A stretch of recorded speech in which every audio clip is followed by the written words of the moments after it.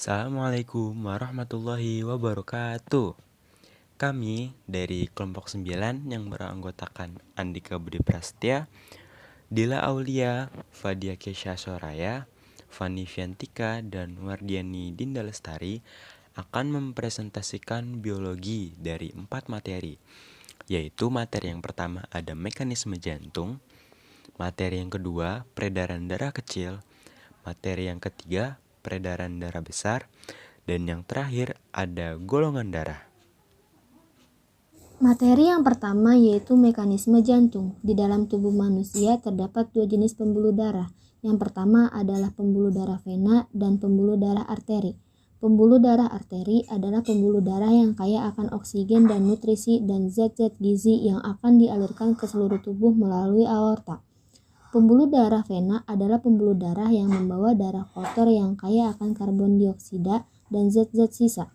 Jadi dapat disimpulkan bahwa pembuluh darah arteri kaya akan oksigen dan nutrisi, sedangkan pembuluh darah vena kaya akan karbon dioksida. Proses mekanisme jantung dimulai dari masuknya darah kotor melalui vena cava superior dan vena cava inferior. Darah kotor akan masuk ke dalam atrium kanan jantung dan dipompa masuk ke dalam ventrikel kanan melalui katup tricuspidalis. Setelah itu, darah akan dipompa keluar dari jantung menuju ke dalam paru-paru melalui arteri pulmonalis. Di dalam paru-paru terjadi pertukaran gas dari karbon dioksida menjadi oksigen. Darah yang mengandung oksigen akan kembali ke dalam jantung melalui vena pulmonalis dan masuk ke atrium kiri. Setelah dari atrium kiri, darah akan masuk ke ventrikel kiri melalui katup bicuspidalis. Dan terakhir, darah dari ventrikel kiri akan keluar dari jantung melalui aorta dan menyebarkannya ke seluruh tubuh beserta dengan zat-zat gizi dan nutrisi yang dibawanya. Materi yang kedua yaitu peredaran darah kecil. Peredaran darah kecil adalah peristiwa keluar darah kotor dari serambi kanan keluar jantung menuju paru-paru. Proses keluar darah dari jantung menuju paru-paru disebut arteri pulmonalis. Di dalam paru-paru terjadi pertukaran antara karbon dioksida dan oksigen. Darah yang membawa oksigen dari paru-paru kembali ke jantung melalui serambi kiri. Proses masuknya darah dari paru-paru ke jantung disebut vena pulmonalis. Sehingga sistem peredaran darah kecil itu dapat dituliskan dari bilik kanan, paru-paru, kembali ke jantung, lalu ke serambi kiri. Materi yang ketiga yaitu peredaran darah besar. Peredaran darah besar adalah peristiwa keluarnya darah yang kaya akan oksigen, nutrisi, dan zat-zat gizi dari jantung melalui aorta dan menyebar ke seluruh tubuh. Setelah menyebar ke seluruh tubuh, darah yang tadinya kaya akan oksigen, nutrisi, dan zat-zat gizi kembali ke jantung dengan membawa karbon dioksida. Darah kotor masuk ke dalam jantung melalui vena cava. Vena cava terdiri dari dua macam, yaitu vena cava superior dan vena cava inferior. Vena cava superior adalah tempat masuknya darah kotor dari bagian atas tubuh. Sedangkan vena cava inferior adalah tempat masuknya darah kotor dari bagian bawah tubuh. Sehingga sistem peredaran darah besar dapat dituliskan dari jantung ke seluruh tubuh dan kembali lagi ke jantung. Materi yang keempat yaitu golongan darah.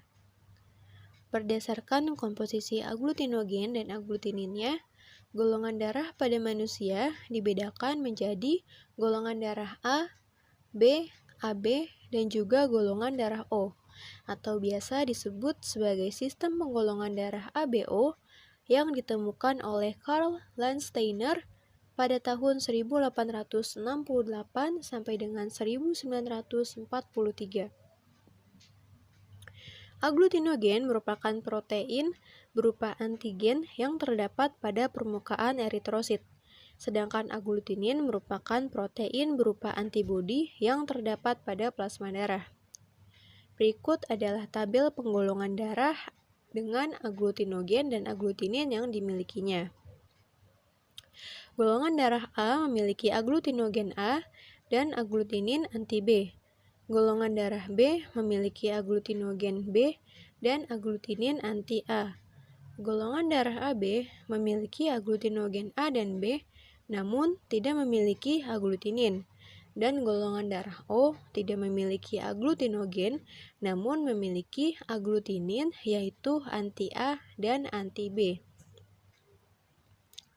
Golongan darah A dapat mendonorkan ke sesama golongan darah A dan golongan darah AB. Namun, golongan darah A tidak dapat mendonorkan ke golongan darah B dan golongan darah O. Golongan darah A dapat menerima atau dapat didonorkan oleh golongan darah A, AB, dan O, namun tidak dapat didonorkan oleh golongan darah B.